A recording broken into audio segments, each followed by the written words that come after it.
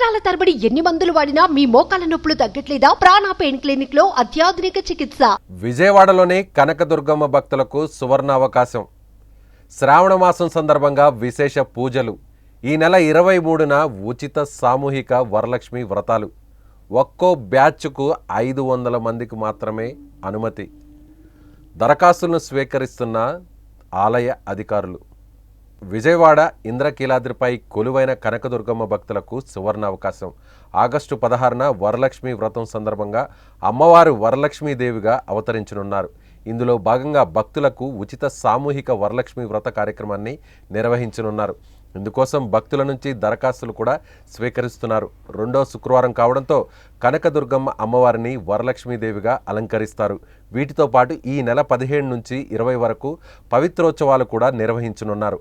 August 23న సామూహిక వరలక్ష్మి వ్రతాలను నిర్వహించాలని ఆలయ అధికారులు నిర్ణయం తీసుకున్నారు. ఇక ఫ్రీ వరలక్ష్మి వ్రతం కోసం భక్తులు దరఖాస్తు చేసుకోవాలని ఆలయ అధికారులు కోరారు.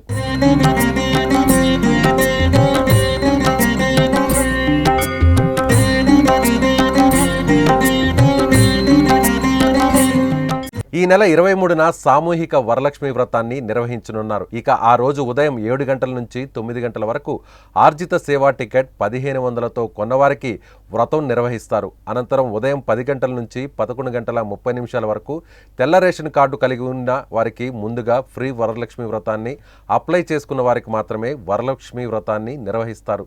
కనకదుర్గమ్మ ఆలయంలో నిర్వహించే ఈ సామూహిక వరలక్ష్మి వ్రతానికి బ్యాచ్కు 500 మందిని మాత్రమే అనుమతిస్తారు.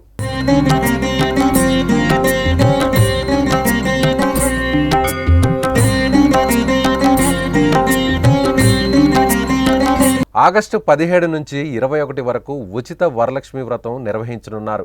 ఇందులో పాల్గొనే భక్తుల కోసం దరఖాస్తులు స్వీకరిస్తామని అధికారులు పేర్కొన్నారు. వరలక్ష్మి వ్రతం పూర్తయ్యాక ఆ మహిళలకు 300 రూపాయల దర్శనం క్యూ లైన్లో అమ్మవారి దర్శనానికి అనుమతిస్తున్నట్లు ఆలయ అధికారులు తెలిపారు. ఈ సందర్భంగా వచ్చే భక్తులకు ఎటువంటి సమస్యలు తలెత్తకుండా ఉండేందుకు అధికారులు తగు ఏర్పాట్లు చేస్తున్నారు.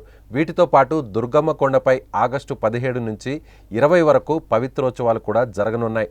ఇందులో భాగంగా అమ్మవారికి ఈ నెల 17న సాయంత్రం 4 గంటలకు ఉదక శాంతి, 18న ఉదయం 3 గంటలకు సుప్రభాత సేవ, స్నపనాభిషేకం వంటివి నిర్వహించనున్నారు. వీటితో పాటు ఉదయం 9 గంటలకు భక్తులను సర్వదర్శనానికి అనుమతించనున్నారు.